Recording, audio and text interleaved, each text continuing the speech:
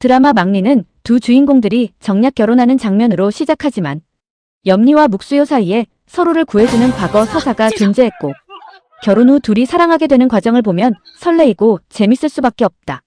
그런데 과거 정치적 서사가 조각조각 흩뿌려진 상태로 공개되고 겉으로는 각각 다른 사건처럼 보여지는데 실제로는 하나의 거대한 사건으로 이어져 있는 듯하다. 이번 영상에서는 18화까지의 정치적 서사를 한번 정리해봤다. 동궁화재 사건, 이산서원 멸문 사건, 정황부 몰락 사건은 정말 연관된 사건일까? 현재 벌어지는 정치 사건들의 뿌리를 추적하다 보면 동궁화재 사건에 도달한다. 동궁화재 사건으로 황태자 세력이 무너졌고 아들인 묵경렬을 비호했던 이산서원은 멸문화됐다. 황제의 유조를 가지고 있다가 누명을 쓴 묵수문의 영무죄는 정황부의 몰락으로 이어졌다. 그리고 이 사건들과 연관됐을 것으로 추정된 인물, 원방이 살해됐다. 18화까지 공개된 정치 서사 중 가장 수상한 사건은 회방절도사 원방의 죽음이다. 회서 군기 비리를 조사하고 있었던 회방절도사 원방을 황제가 불렀고 황제를 만나기 위해 수도로 향하고 있었고 당시 그를 호송하던 인물이 묵수요였다.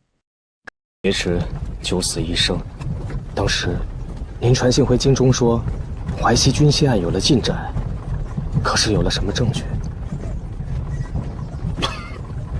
秋瑶钦佩使君的品行，绝不会出卖您的。况且以定王府和牧羊侯的恩怨，我是不会与他同流合污的。因此，圣上才会派我来。本官在淮西地区。 停车！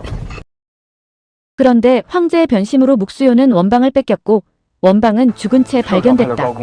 이후 묵경련은 원방을 자신이 죽였다고 밝혔지만 그러나 경조 부윤이 된 묵수요는 현재까지도 원방 사건을 추적 중이다. 不可能认不得陈炳那张脸，郑少爷怕是也有问题，查清他今夜行踪。是，无论如何先活下去。太子死得冤，东宫大火是牧羊侯和太后所为，带着恨活下去。 염리의 복수는 엄마를 위한 복수와 이산서원의 멸문화 과정의 복수에 맞춰져 있지만 그녀가 궁극적으로 원하는 복수는 사라진 유조를 찾아서 정황부의 명예를 회복하는 것이라고 생각한다. 躲进去，别出声。动手！别路，别过来！把东西交出来！坏了！婉州，你听大哥的，把遗诏交出来，那就是个祸害。送！你们谁敢？你这样做是让陈府的人陪你去死，是吧？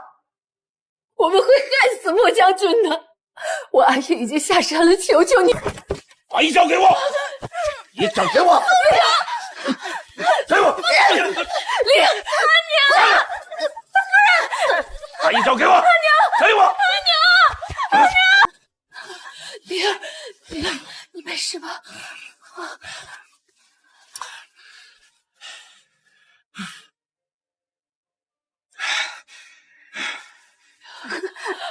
李文定，走，把遗诏还给我！还了！我求求你帮帮我！我阿姨就快到了，我们答应莫将军。婉州，你别这样，你冷静一点。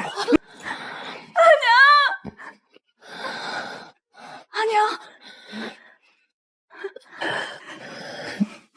阿娘，不成了，你替阿娘去个地方。好，阿娘，去哪里？去法场，找到穆秀文，告诉他阿娘不成了。 是阿娘对不住他，我们还有什么能帮他的？ 노창보의 방화로 시작한 이산서원의 멸문화에 대한 복수는 노창보를 죽이는 거로 이미 끝났다. 그럼에도 그녀는 계속해서 복수를 진행했는데 연문정을 향한 복수의 끝에는 유조의 행방을 찾던 거였다. 그 과정에서 할머니가 엄마를 죽인 것도 밝혀졌다. 염리가 유조를 찾는 이유는 결국 묵수문의 진실을 밝혀 정황부의 누명을 벗기기 위한 것으로 보인다. 동궁에서 화재가 났고 당시 황제의 유조를 묵수문이 염리의 엄마에게 맡겼는데 그 유조를 염리의 아빠가 빼앗아갔다는 것이다. 이후 밝혀진 건 염문정은 유조를 태비에게 전달했다는 것이다. 태후 태비둘은 선왕제 때부터 권력을 사이에 두고 싸웠을 것 같고 그 권력 암투가 현재까지도 이어지고 있다는 가정하에 태비가 숨기고 있는 유조의 내용이 무엇일지가 망리의 가장 중심에 있는 것 같다.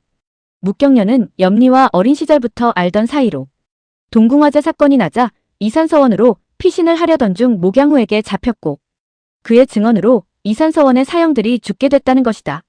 묵경련은 겉으로는 유약하고 방탕한 척 지내지만 뒤로는 세력을 확보하고 목양후와 태후의 견제 틈에 기회를 보는 인물이다. 是牧羊侯在背后主导。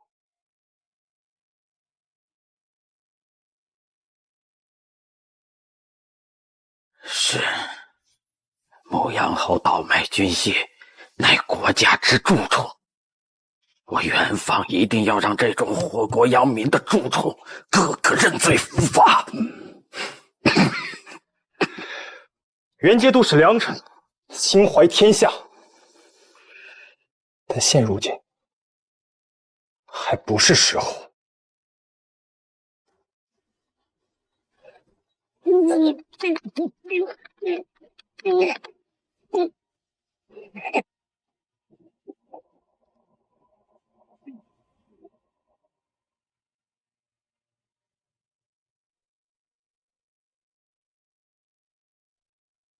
태후의 주선으로 염리와 묵수요가 결혼을 했다. 권력욕이 강해 보이는 태후라서 이산서원 멸문화에 관련이 있을 줄 알았는데 드라마가 진행되는 동안 태후는 염리의 복수에 의도하지 않는 조력자 같은 느낌으로 바뀌었다. 묵수요를 치료하고 묵수요가 다시 일어나게 한 염리의 배경에도 유조와 관련이 있다. 묵수문이 맡겼던 유조를 뺏긴 엄마가 묵수문을 만나러 가게 했고 처형장에서 묵수문은 다리를 다친 묵수요를 부탁했던 것. 결국 이산에서 하산한 염리는 엄마가 말한 정왕부의 빚을 갚고 있는 것이었다. 염리와 묵수요의 로맨스가 무르익는 가운데 목수요는 원방 사건을 계속 쫓고 있으며 염리의 복수는 태비 쪽으로 옮겨지고 있다. 이후에는 갑자기 화재로 사라지는 묵경녀와 다리를 낳은 묵수요의 정치적 행보에 정치적 서사가 어떻게 맞춰질지 궁금해진다.